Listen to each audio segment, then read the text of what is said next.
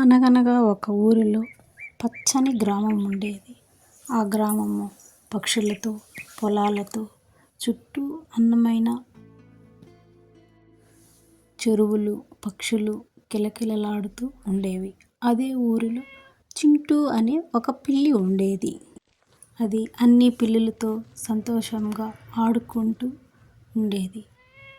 ఒకరోజు 2 పిల్లులు చింటూ దగ్గరికి వచ్చి ఆడుకుంటూ ఉండేవి. సరదాగా ఎంతో ఆనందంగా ఆడుకుంటూ ఉండేవి.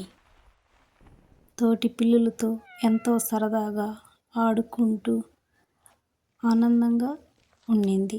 అనుకోకుండా ఒకరోజు ఆ పిల్లి గురించి అంటే చింటూ గురించి 2 పిల్లులు మాట్లాడుకోవడం సాగాయి.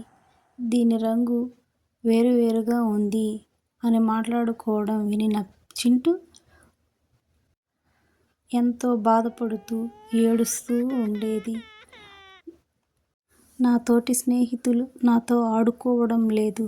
దీనికి నా తెలుపు, నలుపు రంగు గల నా ఆకారమే అని ఎంతో బాధపడుతూ ఏడుస్తూ ఒకరోజు ఒక అంగడి దగ్గరకు వెళ్ళి రంగులు ఉన్న కుండలో దిగి ఒళ్ళంతా రంగు పూసుకొని చూస్తాము. అప్పుడన్నా వారందరూ నాతో స్నేహం చేస్తారు, సంతోషంగా ఉండొచ్చు, ఆడుకుంటూ ఉండొచ్చు అనే ఆలోచనతో ఒక అంగడిలోకి వెళ్ళి తన శరీరం అంతా రంగులు పూసుకొని బయలుదేరసాగింది.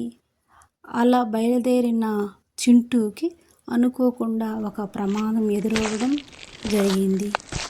అది ఏమిటంటే బయట రావడం ఆలస్యం, ఉరుములు మెరుపులతో కూడిన వర్షంలో ఆ చింటూ తడిచిపోయి తన ఒళ్ళంతా రంగులతో పూసుకున్న రంగంతా ఆ వర్షంలో మట్టిలో కలిసిపోయి ఒళ్ళంతా నీళ్ళలో కలిసిపోయింది.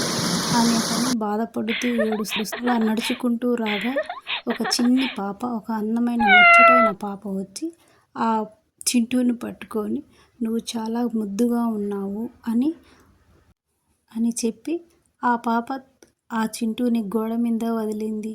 చుట్టూ ఉన్న పిల్లులన్నీ ఆ చింటూను చూసి ఎంతో కుళ్ళుకుంటూ ఉన్నాయి.